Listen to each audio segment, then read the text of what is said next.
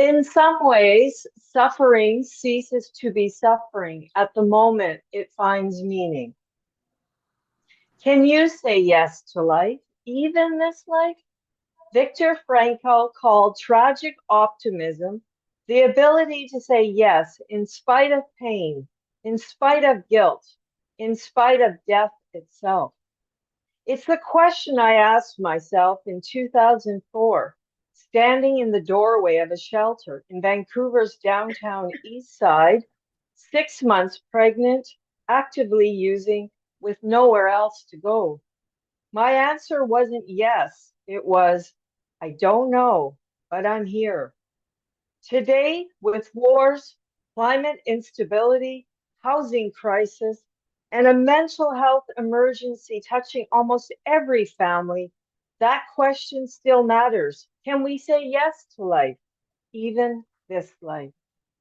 This is my story of becoming a tragic optimist, not someone who has overcome suffering, but someone learning to say yes to life through the suffering, one small, honest, daily yes at a time.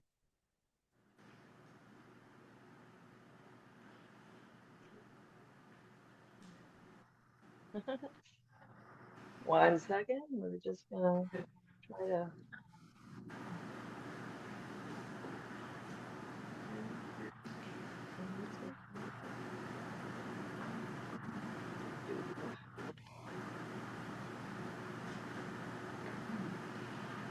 So here's where we're going today. The impossible decision when letting go, the fractured mind, the quiet daily work of surviving, and writing as reclamation, transforming fear into coherence, and the lifelong practice of saying yes is not a single moment. This isn't a cure story. It's a map of how I keep saying yes, even when it doesn't feel possible.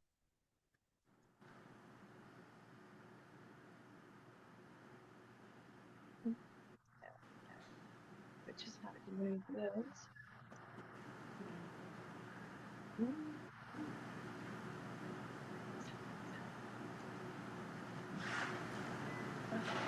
And I wonder if the slideshow option at the top is what you might be looking for. Yeah, that would be perfect. Thank you. There we go. From current slide. Thank you. There we go. Let me take you back to 2004. I was pregnant, homeless, in severe psychosis, and ready to check out of life. Schizophrenia comes from the Greek word means schizo or split, and phren means mind. It isn't split personality. It's a painful split between how my brain interpreted reality and what was actually happening. Voices, images, beliefs that felt completely real, even when they weren't. Psychosis for me wasn't insight, it was incredible suffering.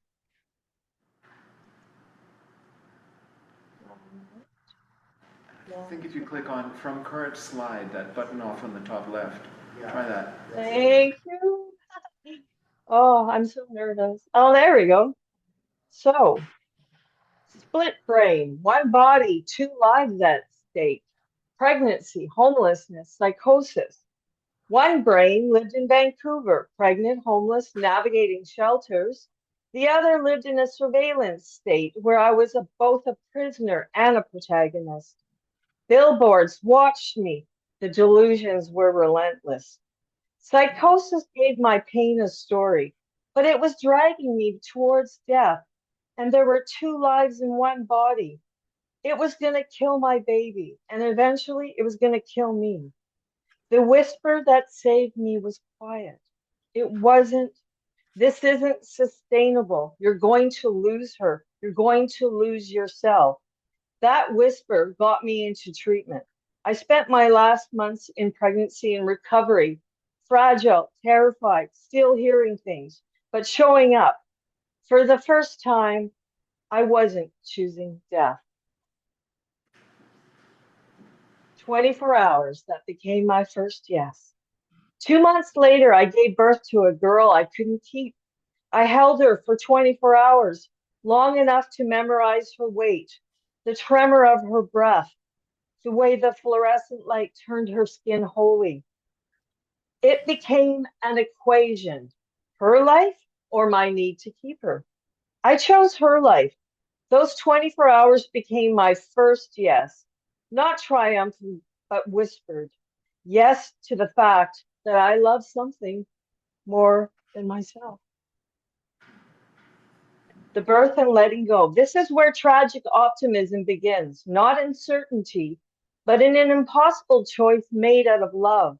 She's an adult now. She's 21. Our relationship is complicated but precious. She knows I loved her enough to let her go.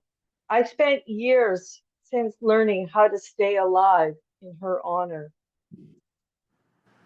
When suffering finds meaning, placing my daughter for adoption out of love didn't erase the grief, but it gave the grief meaning.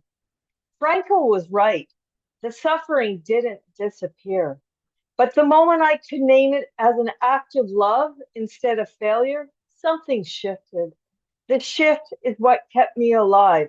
That shift is tragic optimism in action. People always ask me, are you better now? The answer is complicated. The split is still there. The voices haven't quietened. The hypervigilance remains. I still hear things that aren't there. I still lose time to paranoia. I still have to check once, more than once, that the threats I perceive aren't real. But I've learned to live with it, not cure it, not overcome with it, but live with it. That's the quiet daily work of surviving a fractured mind, waking up each morning and choosing again and again to say yes to this life, even this fractured life. Tragic optimism doesn't ask you to be healed. It asks you to find meaning anyways. For years after I got clean, I couldn't write about myself directly. The memories were too fractured, too soaked in shame, but I could write around it. I wrote screenplays, fictional women in crisis, in psych wards making impossible choices, a short film about a woman in a shelter hearing voices, a TV pilot about a birth mother signing adoption papers. Metaphors were the only language I had at that time for truth. Writing forced my two brains to talk. The psychotic brain held the raw experience. The recovery brain held the context. On the page, they could finally negotiate. That's how I reclaimed the narrative, not by fixing the fracture, but writing through it, transforming fear and fragmentation into coherence, dignity, and hope. This is tragic optimism in practice, returning to yourself, reclaiming your story. When you're barely surviving, creative work isn't a luxury. It's the thing that keeps you from choosing death.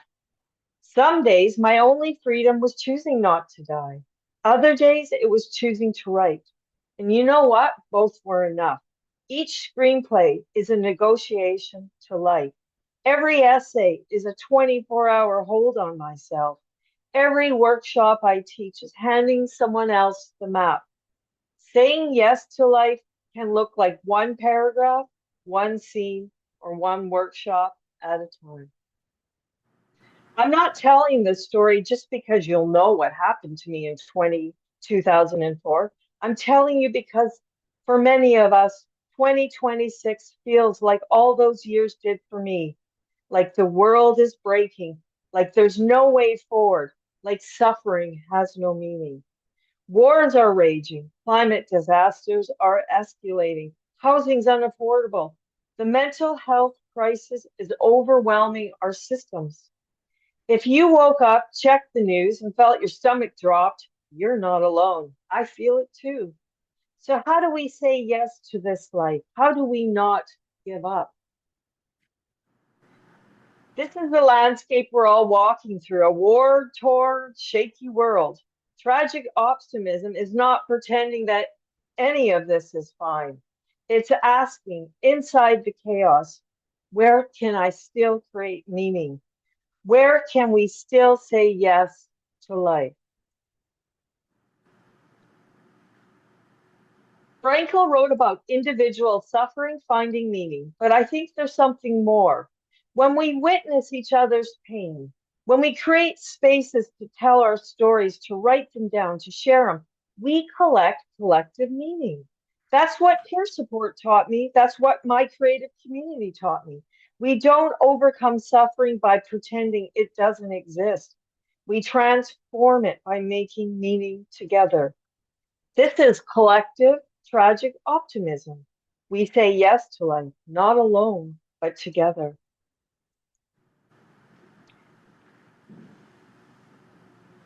Peer support spaces matters deeply. Spaces where our stories aren't a footnote, but a turning point.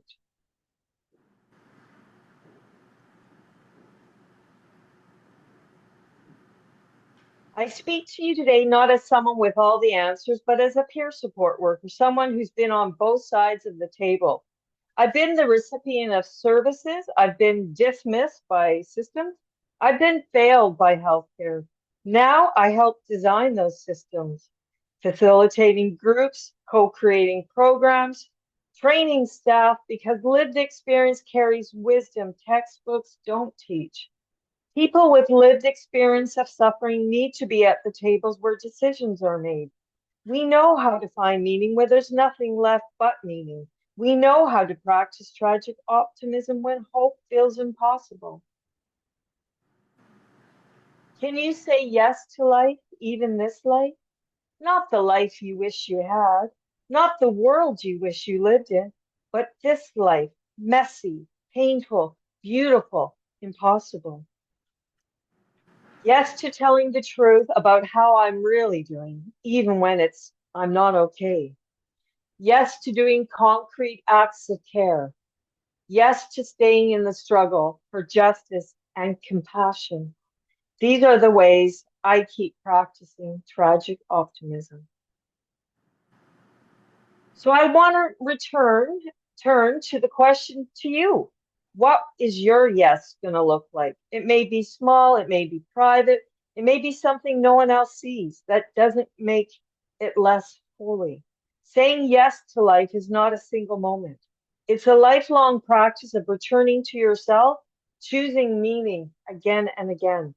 As you leave today, my hope is that one small yes will stay with you. A yes that is completely yours in the middle of this very imperfect world. Thank you for letting me share my story of tragic optimism with you this morning.